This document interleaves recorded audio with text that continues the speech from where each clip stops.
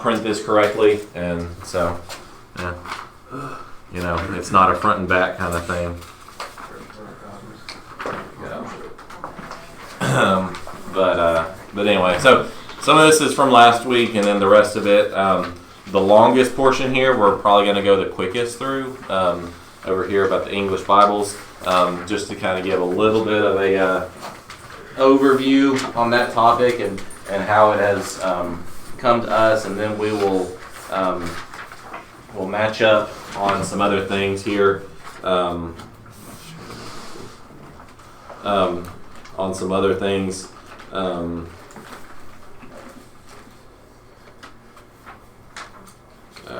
pass that part.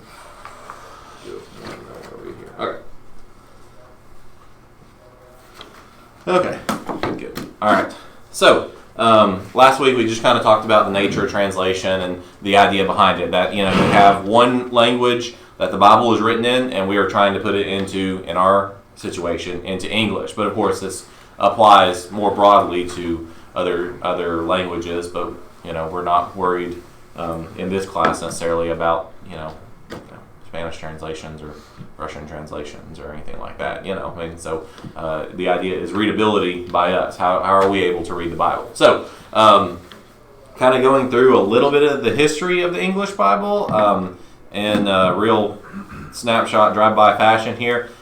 First one you're going to get is the Wycliffe Bible. So he lived from 1320 to 1384. So that's a while ago, right? And that was translated from the Latin Vulgate. We talked a little bit about that last week, is that the Latin Vulgate was the common Bible that was used at the time, but then as Latin became less and less used, well, now people don't have the Bible. I mean, it's kind of ironic that the Latin Vulgate was, we're going to translate Hebrew and Greek into Latin so that people can read the Bible and understand it. And then as Latin went out of use, it was like, well, this is the proper way to read the Bible. We don't need to put it into English. Like the entire purpose of the Vulgate was everyone can read it. And then nobody's speaking Latin anymore, so nobody can read it except for the people who learn Latin. So it's just kind of funny how things work like that.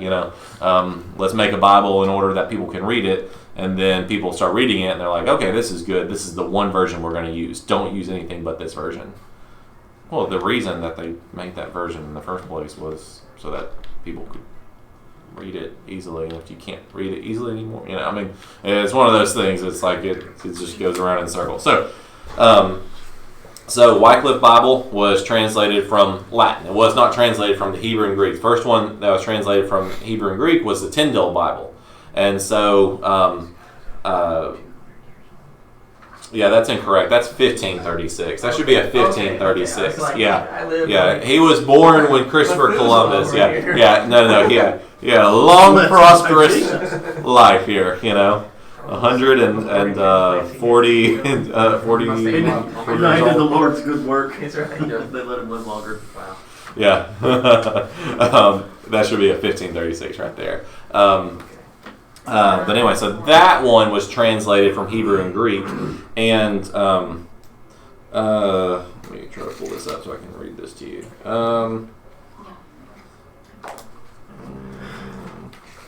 Where's my page?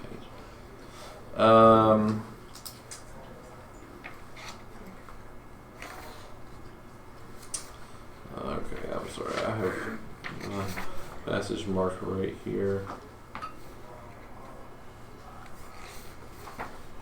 Let me go find.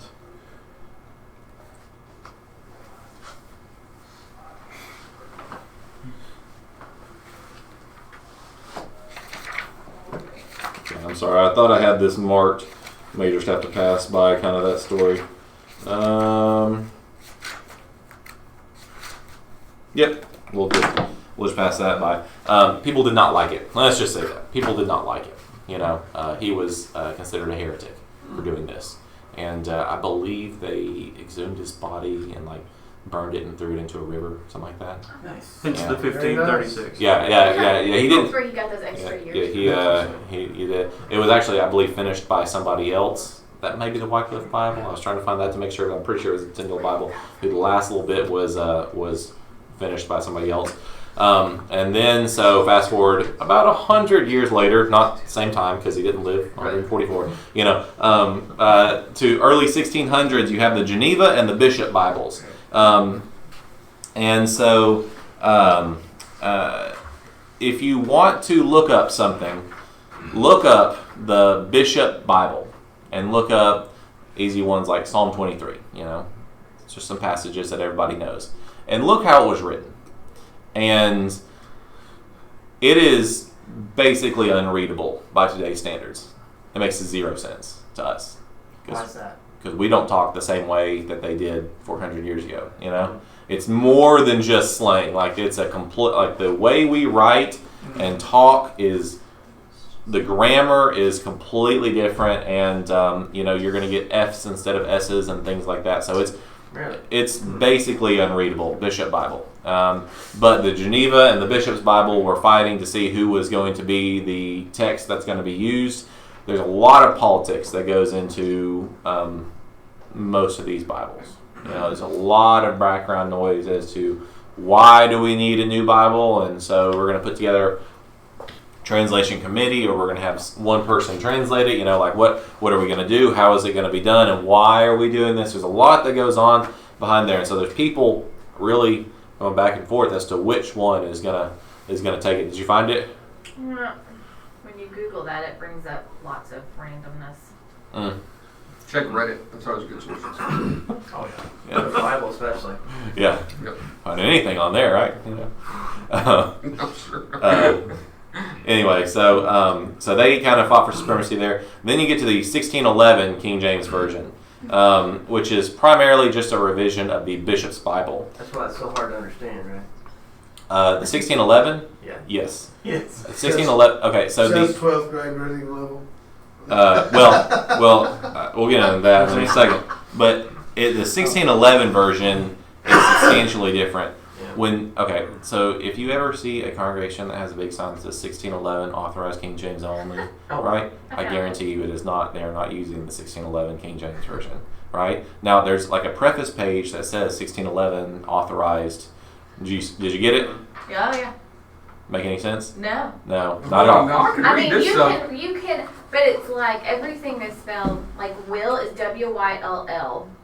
Nothing is N-O-T-H-Y-N-G. Shepherd is sheep, herd with an E. It's like the Y's and L's are all, or the Y's and I's are all messed and up. the Yeah, they do. Evil is E-Y-L-L. I feel like I should be reading this with a Scottish accent. When I did the dress rehearsal for Taylor and Jen's wedding, so the night before the wedding, I get up there and they're like, "All right, now you speak," and I go, "Mowage," and I went through that speech, and I was like, "That's just a little taste of what y'all are going to get tomorrow." I should have done that actually, since nobody would have heard it. Nobody would have heard it. It was a downpour on a tin roof.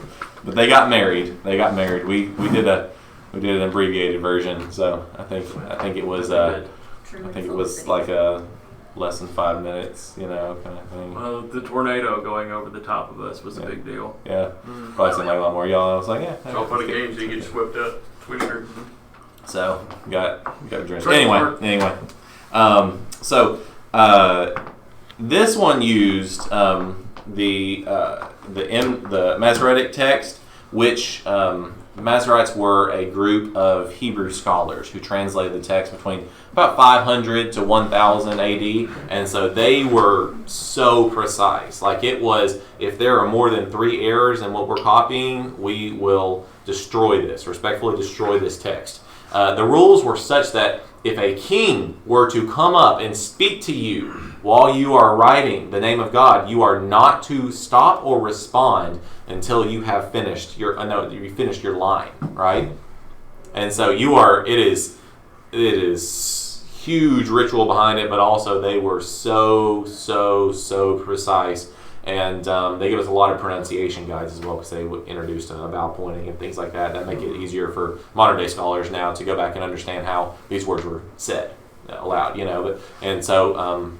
really interesting. And they're just like trying to basically straight photocopy by hand the text. It's incredible what they were doing, and they did that for hundreds of years. So using that text for the Old Testament written in Hebrew, and then New Text is Erasmus's Greek text, which no, we talked specifically about Erasmus, but he was the guy who really kind of got the first published Greek New Testament. There was another version that was out there at the time, but the Pope at the time wanted the first published Greek New Testament, complete Greek New Testament, to be done in his name, and the other one was not. So they delayed the other one until Erasmus could do two different versions of his. Do his first one and then his second revision. The third revision is the one that they use here. Now, the first edition that Erasmus had was he didn't even have the full Greek text. He had to go and take the Latin text and assume, well, the Greek probably read like this, and put it there because they couldn't find any Greek manuscripts of this, and so it was a kind of thing. But with our work and archaeological digs and stuff, we have many more texts that we can find that are much older than what they had at the time. But I mean, honestly, not a bad work, really. When you consider what he was working with and now what we have access to, some 500 years later. Definitely not going to take that away from him. But anyway, so it's updated multiple times. Currently, the King James Version is the 1769 version. So authorized 1611 version, basically if you can read it, it's an update of the Bishop's Bible. That's what the 1611 is, right? It's an update of the Bishop's Bible. And so, it's not really readable either, It's very different, They've updated it. And they've tried to update it a few times since then, but 1769 is really the one that kind of stuck. And here we get into some ones, since these are versions that are actually being used. It's kind of helpful to see what grade level they were kind of written to be read on, because that kind of comes into play into picking a version of the Bible to use, right?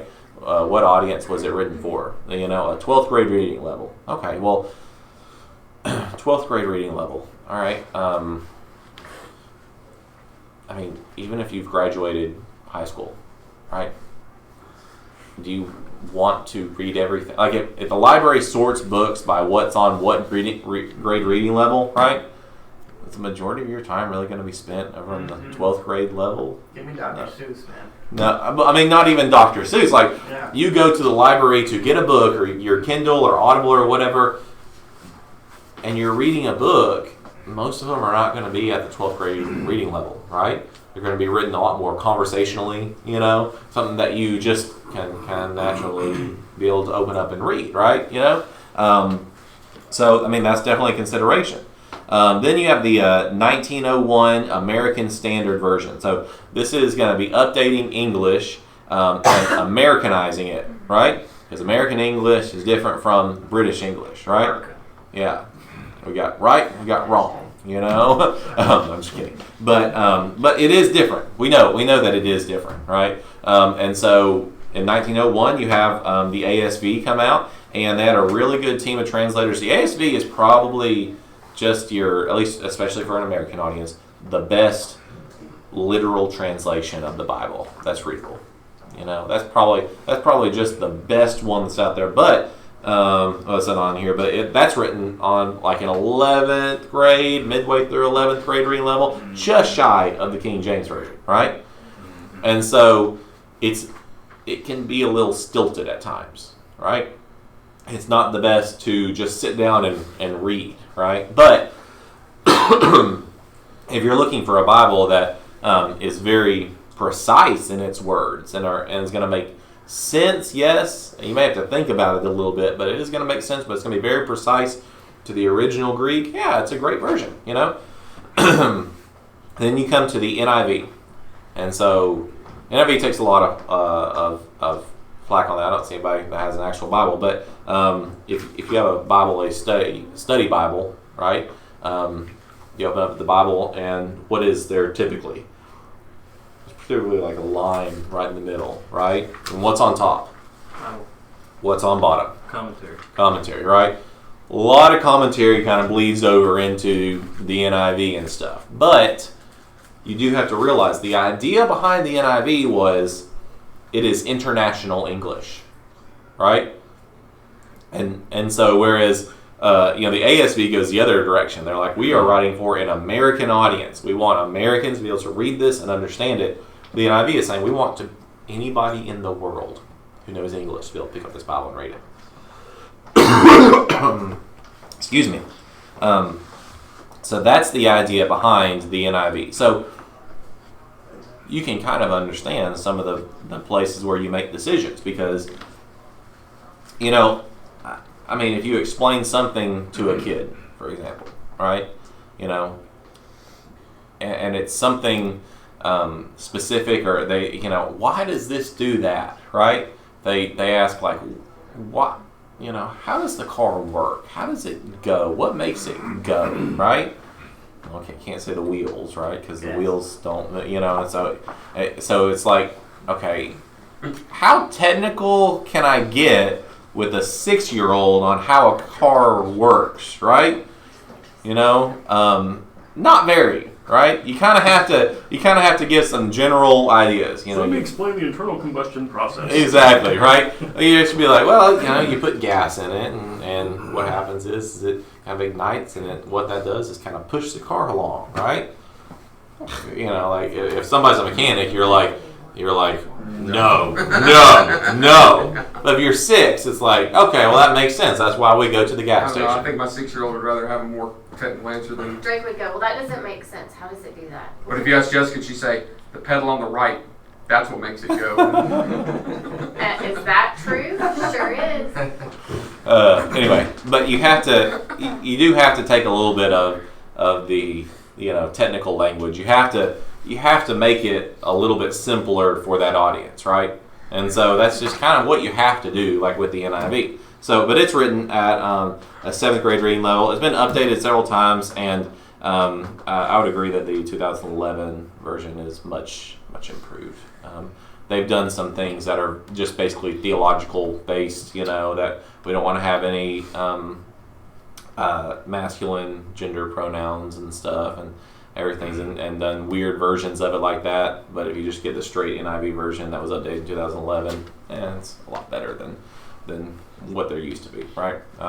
Anyway, so then you get the 1971 and 1996, the NASU, or a lot of them just say NASB, right? New American Standard Update, right? So they're just updating the ASV. And it is, again, extremely accurate literal translation, but it's about on a 8th grade reading level. So a little bit easier to read than the American Standard version, right? New American Standard. So I really like the New American Standard just because of that.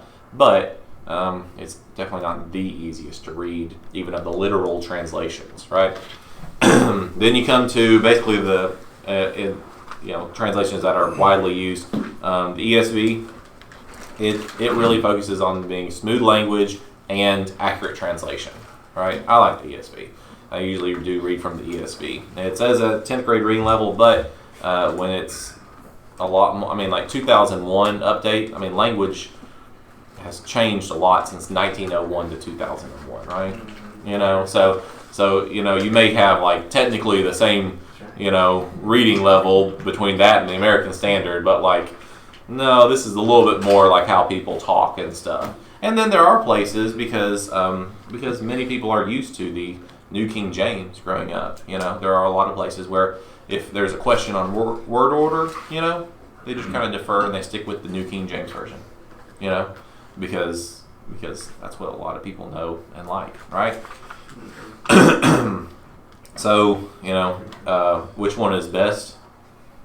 Well, you can skip ahead to the very last thing I wrote on there. But, as to which one is actually best. It's really hard to kind of make a pick, right? What's the purpose of your reading? The thing that I would suggest is to read comparatively. You can go on BibleGateway.com, I think it is, right? And there's a little thing on the right where you can click a button and it'll put another version right there next to it. And you can have 2 versions right there, I'd suggest something King James or New King James, and then American Standard, New American Standard, or ESV, on one side, and you can kind of look at those and if there's a difference, you can kind of explore that. But if you're able to do that, then there's a lot that you can really learn just from looking at it. It's kind of like you ever have somebody restate something that was said just in a different way, and it goes, that makes a whole lot of sense, right? So I'm learning this right here, and I'm a little bit confused, and then somebody goes, is that kind of like this? And I'm like, yeah, that's what. Oh, okay. Well, that makes sense. That makes a lot of sense. Well, that's what you can do when you read a couple of different versions, right? So, evaluating translation. This is kind of there's a little graphic of a tree here that Doug has that I can share with y'all later. But basically, 4 different ideas. At the very bottom, you have the roots, the text base. How do they pick which manuscripts to use? The debate is: do you use what's called the oldest and best, or do you use the majority? Because those are 2 different things. Well, once you started having Greek texts be published and be printed and be copied again and again and again, well, whatever that one was based off of, you're going to get that one's going to kind of explode, right? Do you use what the majority has used, or do you go back and try to use the earliest manuscripts you can possibly find? Well, King James is going to say use what the majority has, and then basically every other translation is going to say let's go back and use the oldest and best. That's the debate, right?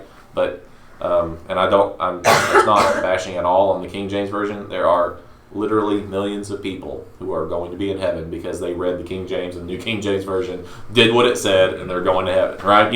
Like if you read those versions and you do what they say, you are going to heaven, guaranteed. There's just a couple of little things in there. Just a couple little things. And none of them actually make any kind of difference. That goes back to our discussion on the transmission of the text. What if one person copying it accidentally copied into the text what was supposed to be on the bottom part of the study Bible, right? And they copied it in up top. Well, okay, that's not what the autograph, the very first version that Paul wrote, said, but is it incorrect? That's kind of the question there. Well, I guess it depends on who was doing the commentary, right? So that's what you have right there. So how do they pick which manuscripts to use? Those are basically 2 choices. Theology or politics. What was the goal and or setting of the translators, right? Were they being hurried? Was their goal to make a translation that is readable internationally, or was the goal to be able to be read by an American audience, right? Those are 2 different goals, and you're going to come away with 2 different translations, right? If I'm on an interpreting assignment and I am interpreting I can even be at the same place. Same doctor's office or something. So there's 2 different deaf patients, right? First one comes in, I'm going to interpret it differently for that first one than I am for that second one, right? Because they are different people, and they probably have different language preferences. They probably just everyone has their own way of talking, right? Everyone just has their own common verbiage and things. Some people may say what all the time. Some people may never say what, right? So you're gonna be different. You're gonna be different depending on the person who you're speaking with, right? So that's just gonna come out of that.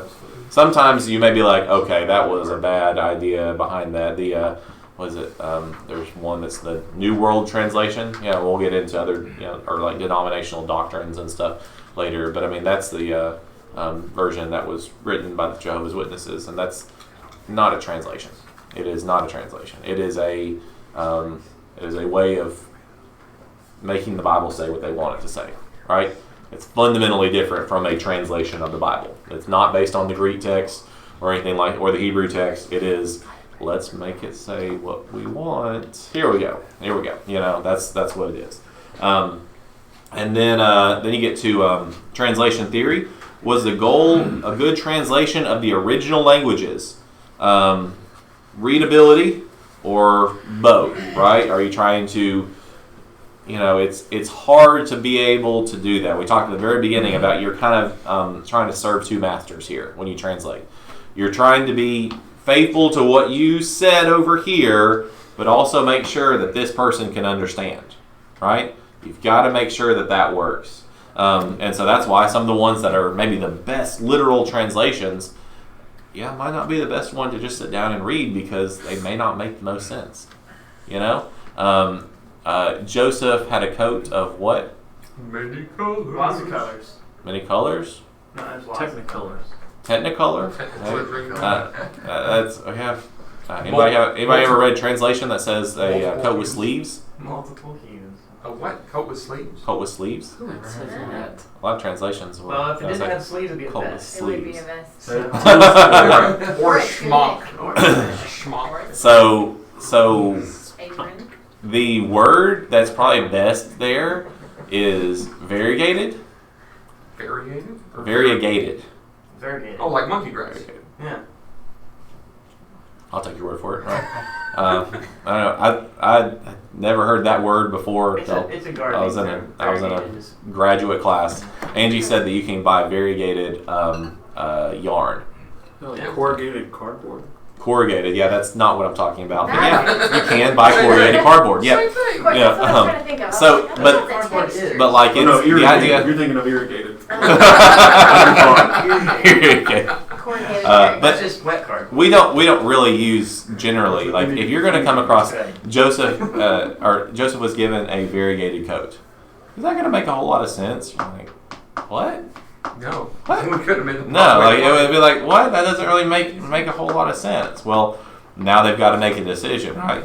And you say a coat of many colors. Well, like honestly, if we go back and we look at a lot of drawings and paintings, it looks like everybody had coats of different colors. Like that looked like a pretty common thing. Why is it such a big deal that Jacob gave that to Joseph?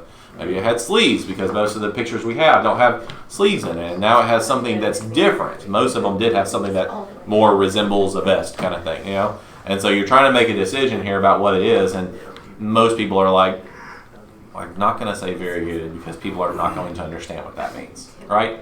I mean, if you have to look it up in a dictionary, that's probably just one of those words that you can't really slip into a Bible translation because then people just don't understand. If you had to have a dictionary beside you when you're reading the Bible, how much are you going to read the Bible? Not much at all. I mean, even if it's on your iPad and you have the dictionary app that comes pre-installed and all you have to do is highlight the word and then it pops up and it tells you what it means, you're still going to be like, I don't know what that is. Later, right? That's what's going to happen. So you have to try to do that. And then reception. What influence has the version had, and how have other translations used it? Right? Well, there's a lot of translations that didn't really have great reception because a lot of people looked at it and said, okay, this is not a good idea right here. Some of them, it's been rightfully so. Some of them it hasn't been. Here's one. The message was never meant to be a Bible that was read in Bible class or church at all, right? It was literally a guy who wrote a translation, not even a translation, a paraphrase. The difference between that is I'm not trying to go from the Hebrew and the Greek and put it into English faithfully. No, I want you to understand the broad strokes of what this is saying. The Reader's Digest version. I want you to get the idea here with the Message Bible, right? He was writing it for his 7th grade daughter to be able to understand what the Bible was saying. So like the Message Bible, the guy was like, I never intended for this to, people to grab and throw up, in a sermon, right? Like that was never my intention. My intention was, let me write this for my daughter to be able to understand the Bible, right? So he writes it with all his theological presuppositions included, right? So if he thinks something about baptism, that's going to come out because that's what he thinks about it. He's not writing what the original text said. He's writing so that his daughter can understand what he thinks it's supposed to say.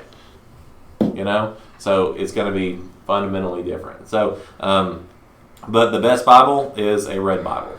I'll say if you stick with any of the more literal translations, especially, New American Standard, New King James, ESV. I like the Net Bible or even the HCSB. When you start going away from a lot of those, you get into the paraphrase, right? I'm going to tell you what it means. I'm not really going to tell you what it says. I'm going to tell you what it means. Here's what it means, right? And so you might want to stay away from those. But in general, you find the Bible, the respected translation that works for you, and read it. And then if something doesn't make sense or you don't understand it, just go on BibleGateway.com or .org. I can't remember which one, and just click on a different version. They're all there, free online. Just go find another version, see what that one says, and then find another version, see what that one says, and go, okay, now I think I understand. Because usually, if you can read it from 2 or 3 different versions, they don't make sense. Well, any thoughts, comments, questions as we close? Alrighty, thank you very much.